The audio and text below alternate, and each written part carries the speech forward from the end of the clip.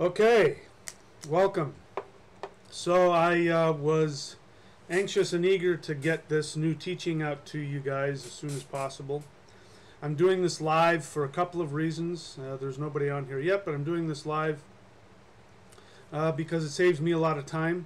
I don't have to then film it and then upload it to my computer and then edit it and then upload it to YouTube. I don't have to do any of that. I can just hit stream and it's automatically being recorded.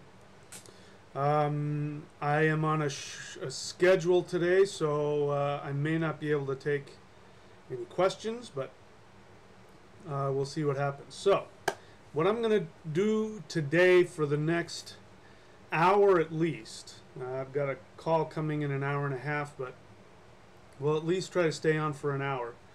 I am going to share with you a very special, very powerful technique to connect you to the web of life force energy.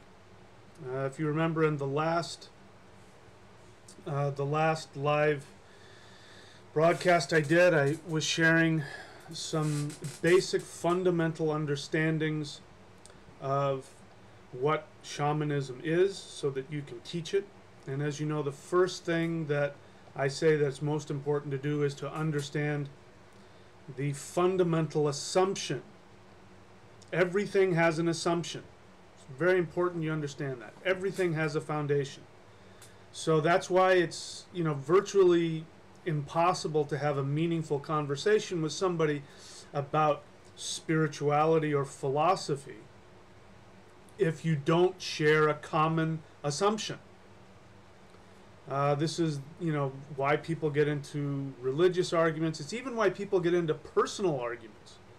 Because most of the time, people are coming in with two completely different assumptions. On a relationship level, you have to know what the other person expects. You have to know what the other person believes love is. Love for one person is not the same as for somebody else. Fidelity, true respect, all these things are things that we need to have a common understanding. This is why we have laws. We have laws so that even if you don't agree with the law, it's the idea of ideally, the consensus of the community says, here's what we all have decided is best for everybody concerned. And so we provide limitations so that people have a fundamental understanding. You go drive on the street. You've got to drive in the U.S., you've got to drive on the right side of the street. If somebody coming down the road does not share that fundamental assumption about where they should be, you're probably going to crash into them. So this is very important. So as I shared with you in the last broadcast, the assumption is that the universe, from a shamanic perspective, is made up of a web of life force energy. Everything in the universe is made up of this life force energy, and everything in the universe, whether it's a rock or whether it's an idea, is connected to each other through this web of life force energy. And this web of life force energy is conscious. So there's a really interesting concept in Vedic Hinduism, which has to do with the god Indra. If you're new to my channel, you may not have heard me say, as I have a million times before, that Indra and Thunar, Indra and Thor, are the same deity. Not just because they're the gods of thunder and lightning, not just because they're Indo-European gods, they really are the same god. They have a slightly different vibration as a result of slight changes in the name. Now you might say to yourself, well, how is Thor the same name as Indra? In order to understand that, you have to look at the construction of the name Thor. The original Germanic name for Thor is Thunar. Comes from two two syllables, Thu and Nar. Thu is the Indo-European root word for thunder, for drop of water, for nectar of immortality, for the nectar of immortality that comes from the moon, the Soma, and it also means the mind. Nar is an Indo-European root word which has to do with the root of divinity. There's a word for human beings called Narayan, but it means divine human. More specifically, it means the root, the first cause. So whenever you have Nar, it means, it's translated as Lord, but what it really means is first divine cause. So Thunar is the first divine cause of the nectar of immortality, of the mind. And human beings are Man, which is moon or mind. We have a very close connection to Thunar. So Indra is the same deity, it's slightly different pronunciation, it's made up of slightly different root words, but the root of it is still Thu. So the root of Indra is Inthura. In is, I believe, connected to the rune of Ing, which has to do with the internal fire of divinity. But at the very least, it means full or bright. Thu, I've already told you about, and Ra is the fire of the sun. It means king. Raja means king. The power of Ra, the power of the sun. The sun is the king, the sun is the soul. So Inthura is the Lord, the king of the bright moon, the king of the fully empowered mind. Inthura. So Thura, Thunar, same word, same Indo-European language, two different cultures separated by thousands of years and thousands of miles.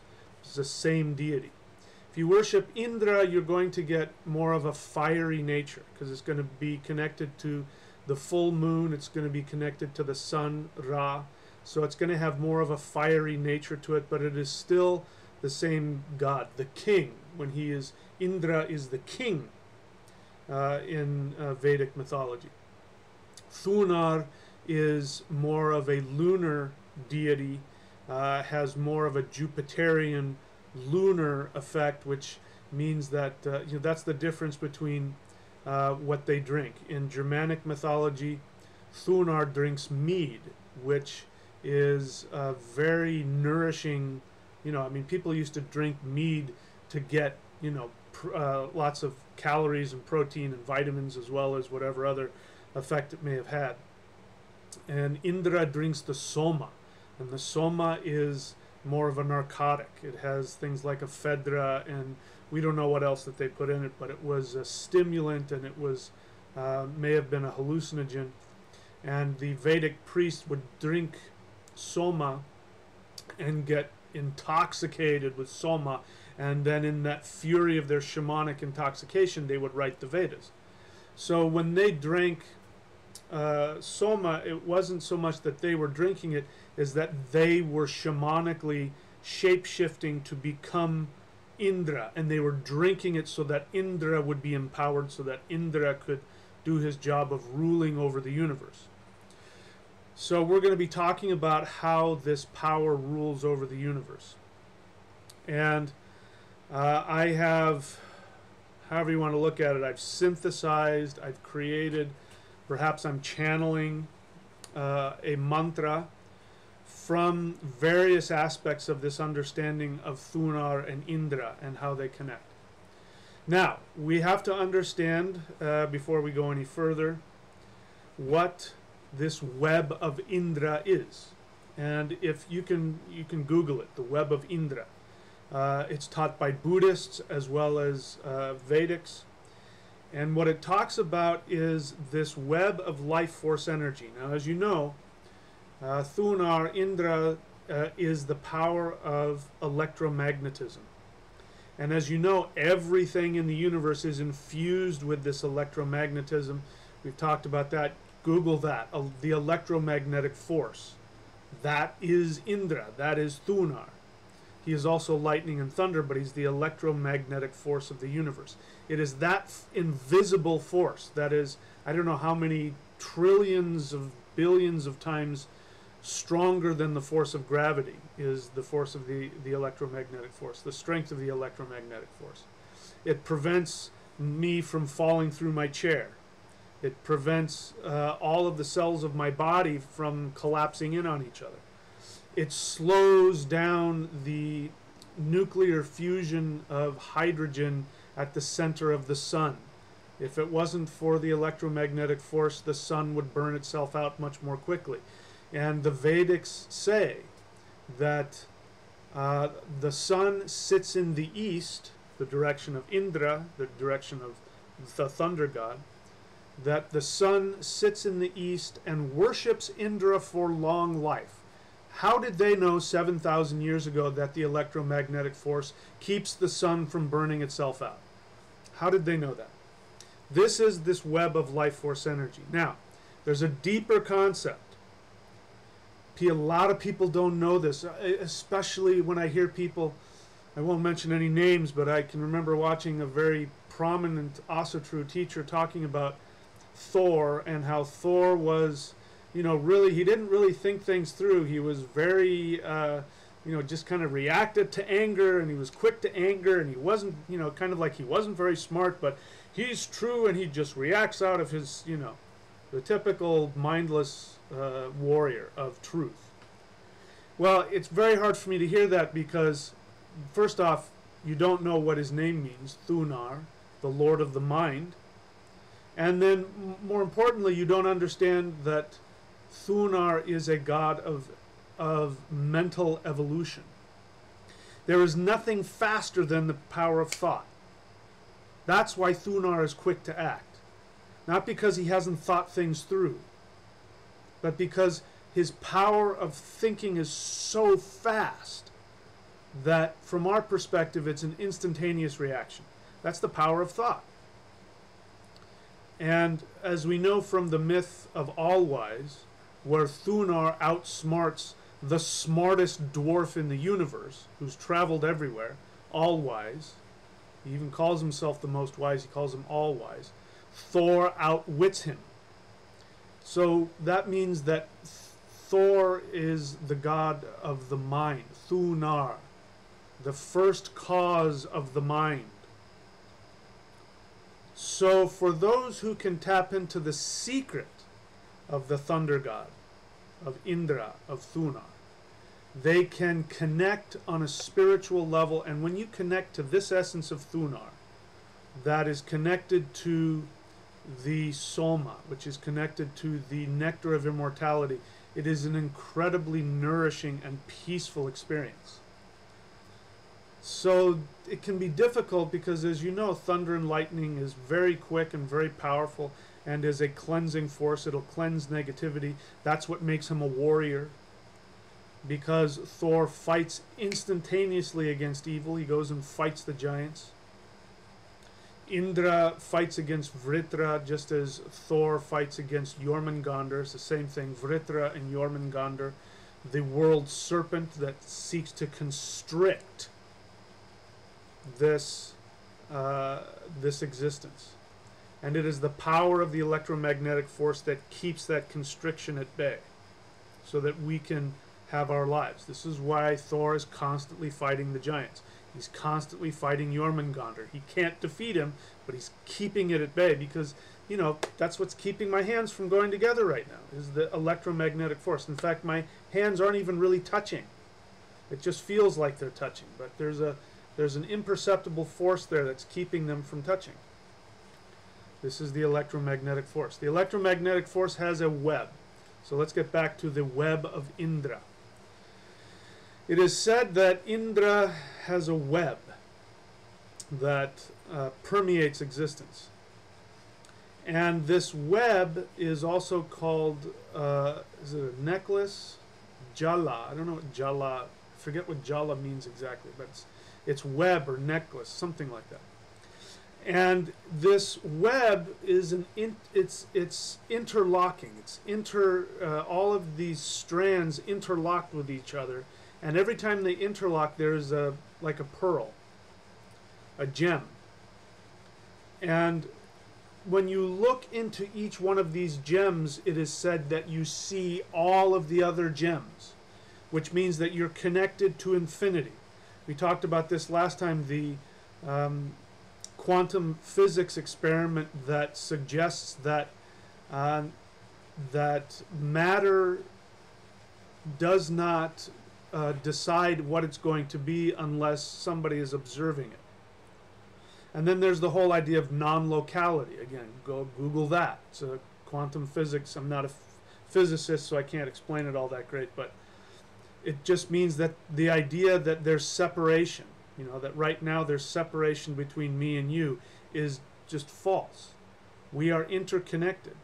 That is that pearl, that gem that interconnects all these intersecting lines of energy, this web. When you look into each one of those little gems that acts as a hub for all of the intersecting, you know, points of energy, when you look into that gem, you see all of the other gems. So there is no here or there, it's all there. And there is a picture I found which kind of illustrates it, so this will give you an idea. This is somebody's interpretation of the Web of Indra, which I thought was really cool.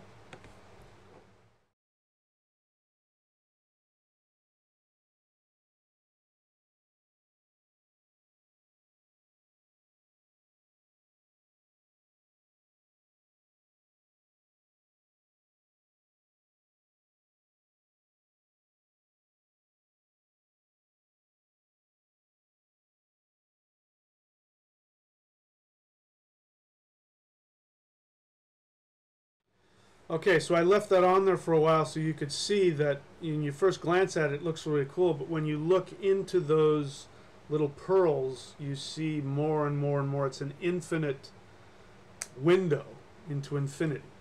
So this is Indra, this is Thunar, this is Qigong. When you do Qigong, what you are doing is you are connecting to this infinite web of life force energy.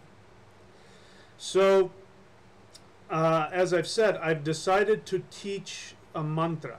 Now this mantra is a synthesis. You won't find it anywhere else. This is the first time in public it's ever being introduced. I have synthesized it, constructed it, channeled it, however you want to look at it. I've also practiced it, and I have felt it as being a very nourishing, a very healing mantra. I will break down the different words because depending on how you break down the syllables, it has different meanings, which is a good mantra will have multiple meanings to it. It's full of seed sounds, so it's very powerful in that way. It is made up of 12 syllables. And the reason why that's important is because in Vedic astrology, there are 12 houses. So a mantra, you want to count the number of syllables because that will tell you what house in somebody's chart it's empowering.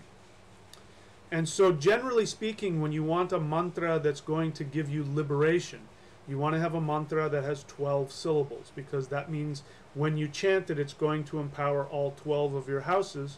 And the 12th house is about liberation from the body, moving on to the next plane of existence.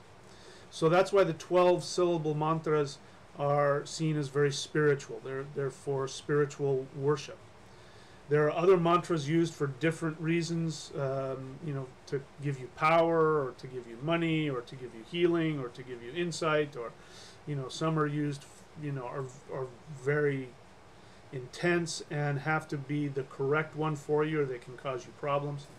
And there are other mantras that I call all-purpose mantras. All-purpose mantras means that anybody can use them, regardless of what's going on in your chart. Some examples would be Om Namah Shivaya. Om Namah Shivaya is one that anybody can do. The other one is, another one is the Gayatri Mantra. Om Tat Savitur Varenyam Bargo Devasya Dimahi Diyo Yonaha Prachodayat. That one is one that's used all over the world. There's a few others. Om Mani Padme Hum is another one. These are general all-purpose mantras that you can use in order to gain general fulfillment. If there is a specific mantra that you should be doing and you don't know what it is, you can chant Om Namah Shivaya with the intent of find me a teacher who can give me my perfect mantra, and that will, even if you chant it for years, it'll still give you what you need. This is one of those mantras. That this is a mantra that will connect you to the web of life force energy, and it's going to do a couple of other things. It's also going to empower the chakras. So as you chant it, especially the first 5 chakras, it will empower the first 5 chakras. Why is that important? Because the first 5 chakras are connected to the 5 elements. So by chanting this mantra, you open up the chakras, you empower the 5 elements, and you connect to the web of life force energy. It does one other thing. It does multiple things, but one other thing that it does is it will connect you to a sense of being absorbed in the universal web of life. So it's a very meditative mantra, meaning that when you chant it, the idea of it is that it connects you to everything, what they call Laya Yoga. Laya Yoga means the yoga of union, the yoga of absorption, to be absorbed in the life, in everything. It's exactly what this mantra does. So I'm going to show you that mantra, and I recommend that you write it down. I hope that you can see it, because things can be kind of blurry on this thing, but I'm going to show it to you. If you can't write it down now, this is going to be archived. You can come back and look at it later and memorize it or write it down. And then I'm going to break up it into different words, put the syllables together into different words, and talk about some of the different functions. So I guess let me first speak to you the mantra. The mantra is Lam Vam Ram Yam Ham Thunar Jalaya Huul. Okay? And here it is. I believe this is it written down. So take a gander.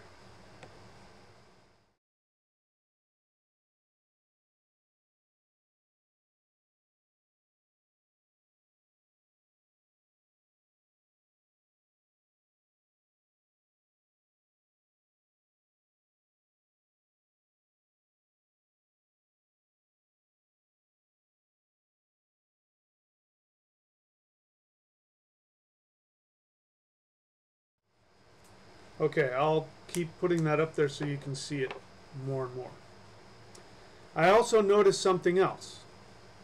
From an astrological perspective, as I told you, it has 12 syllables. Lam Vam Ram Yam Ham Thunara Jalaya Huul. 12 syllables. In its original word form, there are multiple ways to make different words out of it, but in its original word form, it has 8 words. Lam Vam Ram Yam Ham Thunara Jalaya Huul. 8 syllables.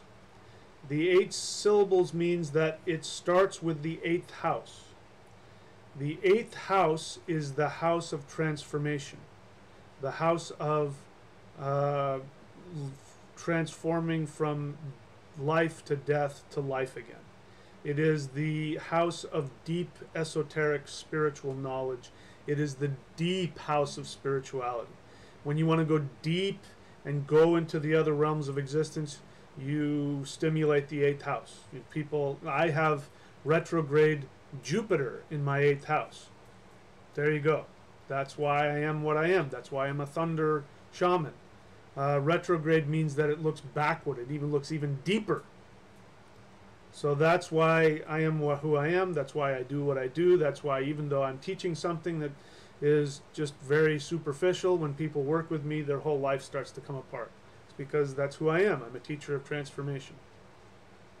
So that's the 8th house. So it has 8 words and 12 syllables, which means it takes the power of transformation and takes it to the 12th house of liberation. So this is a mantra that can give you enlightenment, whatever that means to you. If you practice this mantra for the rest of your life, you will achieve liberation and enlightenment.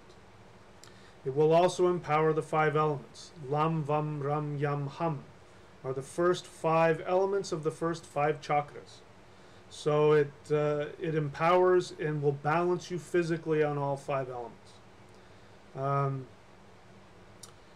Let's see. Let me take a look at it again. So, Thunara Jalaya. So, Thunara is Thunar with an added syllable of another Ra, another fire sun element. So, Thunara, that brings in the fire of Thunar. Jalaya means the web, or I don't know if it's necklace or web. I can't remember the exact meaning of the word. But a jala is that web we were talking about. So it's the web of Thunar. Now we have Thunaraja Laya. We can turn it into that. Thunar Raja Laya, which is Thunar, the king of absorption. Thunar, the king of universal connection. Laya yoga, as we talked about, is the yoga of absorption, the yoga of union with all of infinity, the yoga of infinity. Thunar Raja Laya. Thunar, the king, the ruler of infinite absorption, infinite connection, because that's what the force of electromagnetic force is. There is nothing more powerful in the universe, which is why Thunar is the most powerful of all the gods. Now, in the myths, he's not able to destroy time, old age, all those. He's not able to destroy it, but even the giants marvel at his strength, that he is able to keep these things at bay more than any other essence in the universe. Because the giants on some level are the laws of the macro physics: time, death, gravity, old age, these kinds of things, decay. These are some things that the gods themselves are subject to. They can't stop them. Thunar is the only god that holds them at bay. So he is that powerful. So that's why he is the king of Jala. He is the king of the union of all life force energy. So, pretty powerful stuff, right? All right, so I will chant it for you again. This is, again, one of those mantras. As long as you read it, I've got 2 versions of it, one where it's just spelled out. As long as you just spell out the syllables, you don't have to get it perfect, you will connect to it. It's a very forgiving mantra. When you chant it, you'll feel it. I've got at the end, I've got Huul. And that is because we are connecting it, we're grounding this energy into the earth. The Huul breath, if you haven't, please go and watch the Huul breath mantra. Go onto my channel and look for the playlist that has that. Look for just look for it. You'll find it. Huul, H-U-U-L. That is the breath that it is not only cleansing, not only expels negativity, but it brings you into the Earth Mother. There's another very similar seed sound in Vedic Hinduism, which is Hung, H-U-N-G, Hung. But that N-G sound is the fire, and that fire turns it into a weapon. So when you chant Hung at something, you're taking this fiery weapon and destroying negativity in a very violent way. Very powerful mantra. That's why you find it in all kinds of mantras.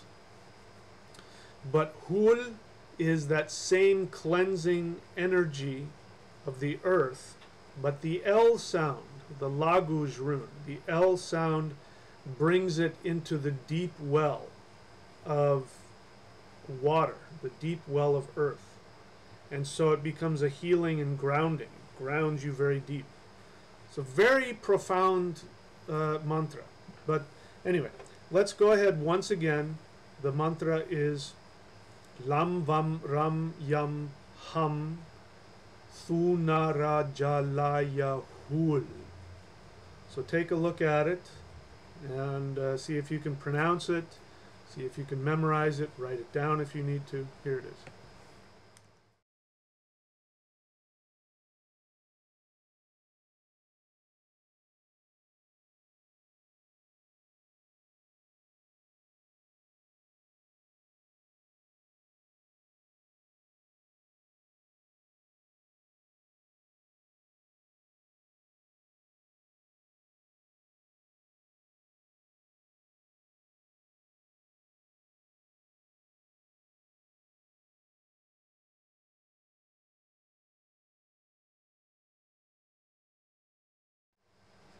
Okay, so as I said, even if you weren't able to write it down or memorize it, this will be archived, so you can go back and watch it and pause it and do whatever you need to do to memorize it. Let me see if there's anybody on here. I wasn't intending necessarily to take questions, but I can.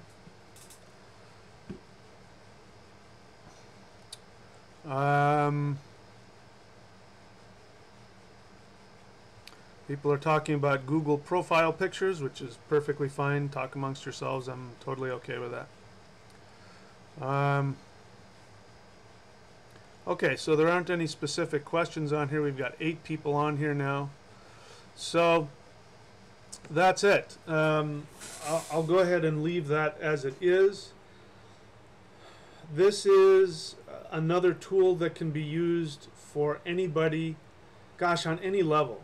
You know, it's just such a empowering and balancing and healing mantra on so many levels. I guess what you can do is when you're chanting it, you can imagine stimulating the first 5 chakras. Lam, Vam, Ram, Lam, Vam, Ram, Yam, Ham. And then Thunara Jalaya. You can just, when you think of Jalaya, you can imagine being connected to that pearl string of interconnected, interwoven. Yeah, it puts me into trance just playing around with it. You can imagine being connected to that interwoven web of infinity. Thunara Jalaya. And of course, Huul. When you chant the Huul part, you can imagine energy, all of that energy, once you've taken it up through the chakras and connected to everything, then the Huul brings it back down into your body and back down into the earth. You can do this while you're doing Qigong exercises. You know, this is one of the things that I want to do with you. Listen, when it comes to some of these practices, you have to do them exactly as instructed, otherwise you can hurt yourself. Or at the very least, you might not get everything out of it. This is not one of those practices. This is, as you've seen it, you can construct it in multiple ways. Which means that if you think about it in different constructions, it's going to take you on a different journey. So you have my permission to experiment, as long as you have the basic understandings when you're working with energy of how to, you know, what postures to take. You know, there's some postures you don't want to take. As long as the back of your neck is straight and your spine is straight, doesn't matter. You can do it lying down. You can walk around and do it. You can sit on a chair. You can do it in full lotus. It's a very, it'll do what it needs to do regardless of that, but it will also want to express itself in multiple ways. So feel free to experiment with it, listen to it, and come back and talk about what you did with it, you know, and how you experienced it. You can chant it silently. You can whisper it. You can chant it out loud. You can chant it as the words are. You know, the first 5 are syllables: Lam Vam Ram Yam Ham, Thunara, Jalaya, Huul. Or you can chant it out just by the syllables. There's just so many ways that you can work with this.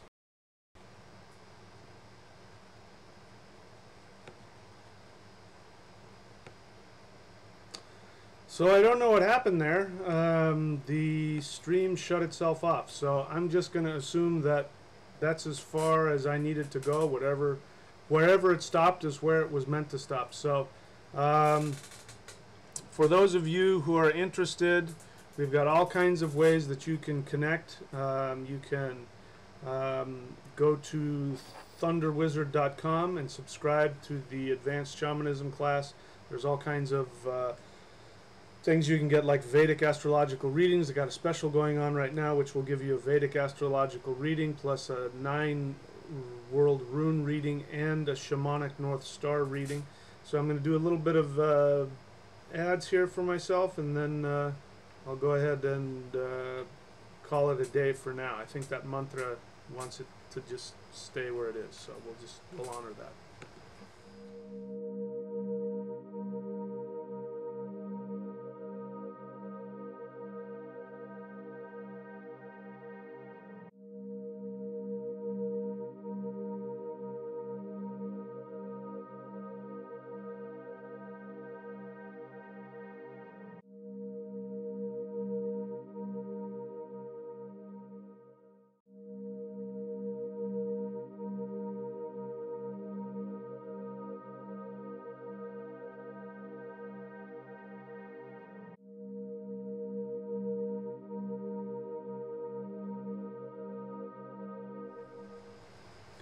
Yeah, so that was weird. So something happened here, and I actually lost everything I'd put up and on my little thing here. So you know, whenever there's a technical glitch like that, I'll have to go back and see what I was saying right when the transmission ended.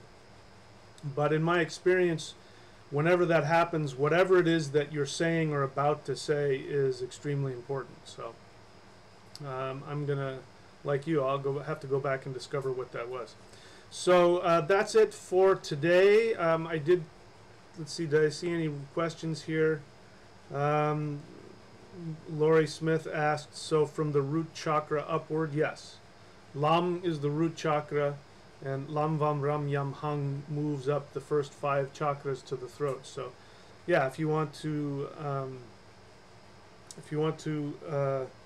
meditate on that and imagine the energy moving up, you can watch it go up. Doesn't really matter whether you do or not. The truth is, it's going to stimulate that anyway. Another little note is that even though I've written it as Lam, L-A-M, Lam, Vam, V-A-M, that M is actually an NG sound. So it's really Lang, Vang, Rang, Yang, Hang. A lot of people don't know that. The NG sound, like the Ing rune, vibrates here where the back of the tongue touches the roof of the mouth, and that vibrates up into the pineal and the pituitary gland. So that's why Om is so powerful,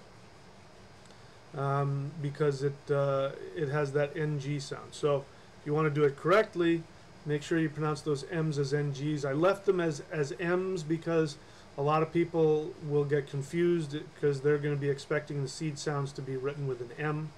So it's not a big deal if you pronounce it one way or the other.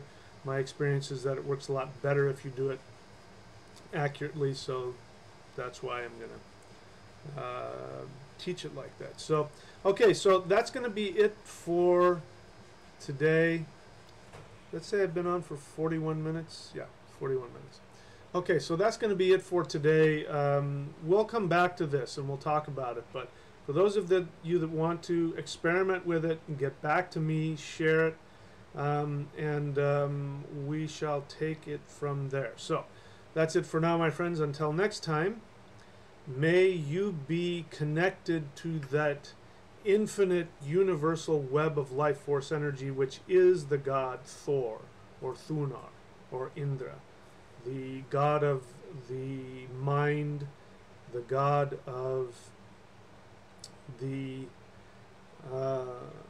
healing force of life force energy, the god of the moon, the god of healing, the god of true power. Anyway, that's it for now. Until next time, my friends, thank you, and I'll see you guys soon.